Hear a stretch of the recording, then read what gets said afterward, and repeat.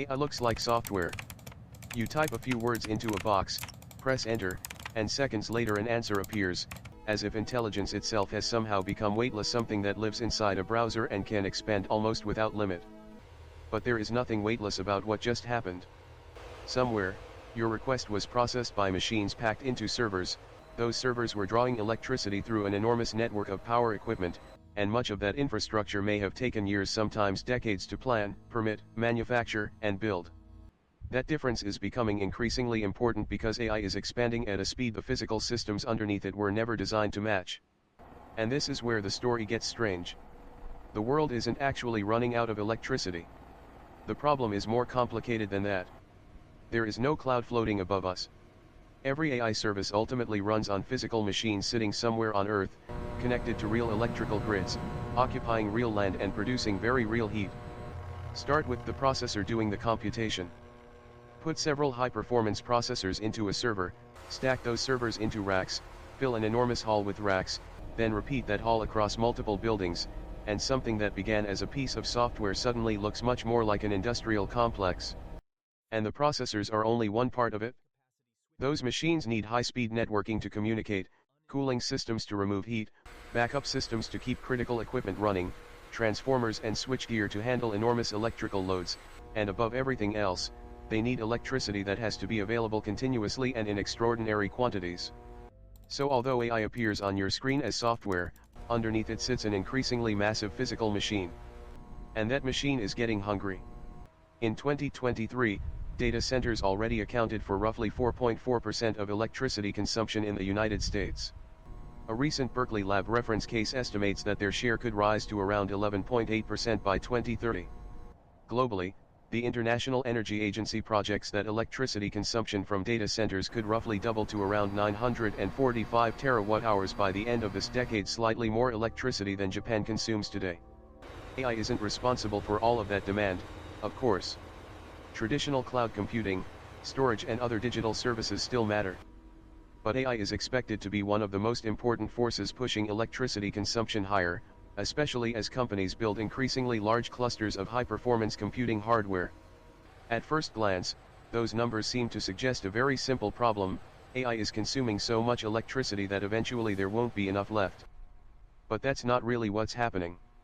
Even after the expected expansion, data centers would still represent less than 3% of global electricity consumption in 2030. So if the world can generate vastly more electricity than data centers consume, why are companies already worried about finding enough power for AI? Because the global total hides the real problem. Electricity is not equally useful everywhere. Imagine a new AI data center that requires more than 100 megawatts of electricity. On a global energy chart, that demand may barely register. But the data center doesn't need 100 megawatts somewhere in the world. It needs that electricity at one specific location. It needs a local grid capable of delivering it, substations capable of handling it, transformers capable of converting it, transmission infrastructure capable of carrying it, and enough generation upstream to support that additional demand without destabilizing everything else connected to the system. A power plant hundreds of kilometers away may have plenty of electricity available, but that doesn't mean a data center can simply use it. The power has to reach the right place, through infrastructure with enough spare capacity, exactly when the facility needs it.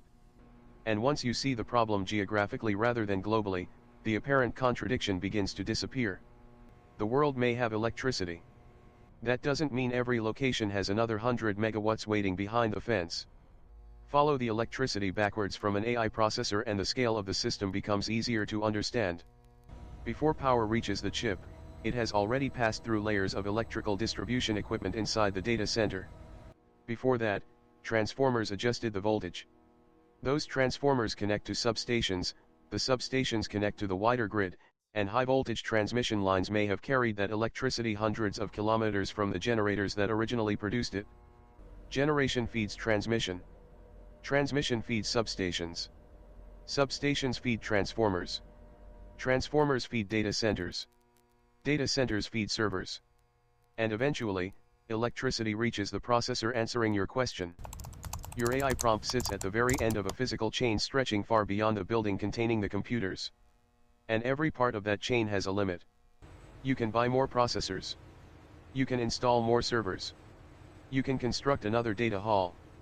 But if the infrastructure upstream cannot deliver another 100 megawatts to the site, all that new computing hardware has nowhere to get its power. Compute can arrive before power does. And that is where AI collides with the physical world. Software operates on an extraordinary time scale. A company can update an application overnight, release a new model within months and deploy new computing hardware far faster than most traditional infrastructure systems can be expanded. A large data center itself can potentially become operational within only a few years. But the electrical system surrounding that facility operates on a very different clock. New transmission infrastructure has to be planned, routed, approved, and constructed. Substations need engineering and specialized equipment. Large power transformers can require substantial manufacturing lead times. New generation requires financing, permits, land, equipment, and grid connections of its own. And each project interacts with dozens of other projects already competing for the same infrastructure. This creates a fundamental mismatch. AI companies are building demand at digital speed, while much of the system supplying that demand still expands at industrial speed. Or put another way, AI is being built on one clock. The electrical system runs on another. The obvious solution seems simple: if AI needs more electricity, build more electricity. And that is happening. Renewable generation continues to expand. Natural gas remains important in many markets. Interest in nuclear power has increased as technology companies search for large sources of reliable low-carbon electricity, while battery storage and other grid technologies are being deployed alongside them. All of these can increase the amount of energy available to the system. But generation is only the beginning. Imagine building an enormous new power plant while the transmission corridor connecting it to the region is already operating near capacity. The plant may be capable of producing more electricity, but that additional power still needs a path to the customers demanding it. The same problem can appear one layer later. Transmission capacity may exist, but the local substation serving a proposed data center may need expansion. The substation may be ready, but new transformers may still be required. And even when all the physical equipment exists, connecting a massive new load to the grid requires engineering studies and coordination with the wider electrical system. This is why the AI power problem cannot be solved by pointing to a single technology. Solar alone doesn't solve it. Nuclear alone doesn't solve it. Natural gas alone doesn't solve it. Batteries alone don't solve it. Because the bottleneck can move. Fix generation and transmission may become the constraint. Expand transmission and the problem may move to substations. Upgrade the substation and the next constraint may be transformers, local distribution, or the time required to connect everything together. AI doesn't face one electricity bottleneck. It faces a chain of them. And that chain is quietly changing what competition in artificial intelligence looks like. The visible AI race is about models, processors, and computing power. Companies compete to build better systems, acquire advanced chips and assemble larger clusters capable of training and operating increasingly sophisticated models. But underneath that race, another competition is emerging. Companies need land where enormous facilities can actually be built. They need access to transmission infrastructure and grid connections with enough available capacity. They need transformers, electrical equipment, and cooling systems. And increasingly, they need confidence that large quantities of reliable electricity will still be available years into the future. That means the future of AI is becoming connected to industries that, on the surface, look nothing like artificial intelligence: utilities, construction, power generation, electrical equipment, copper, steel, and concrete. The International Energy Agency expects data centers to account for nearly half of the growth in U.S. electricity demand through 2030, which means the AI build-out is no longer confined to technology campuses and semiconductor factories. It is beginning to reshape parts of the physical economy around it. None of this means AI simply stops growing when the grid becomes constrained. Computing hardware continues to become more efficient. Data centers are improving cooling and power management. Utilities are investing in additional capacity. New generation is being built, and companies have powerful financial incentives to find new ways of producing and delivering electricity. But efficiency is racing against demand. If each unit of computing becomes more efficient while companies simultaneously deploy far more computing, total electricity consumption can continue rising. So the infrastructure problem doesn't necessarily disappear. It evolves. One year the limiting factor may be processors. The next it may be transformers. Somewhere else it could be transmission capacity, available land, cooling infrastructure, or the ability of a local grid to accept another enormous load. And that may be one of the most important things to understand about the next phase of artificial intelligence. Some of the technologies determining how quickly AI can expand may not look futuristic at all. They may look like transmission towers, substations, cooling pipes, power plants, copper cables, steel structures and concrete buildings, the invisible physical infrastructure underneath the software. Now return to where we started.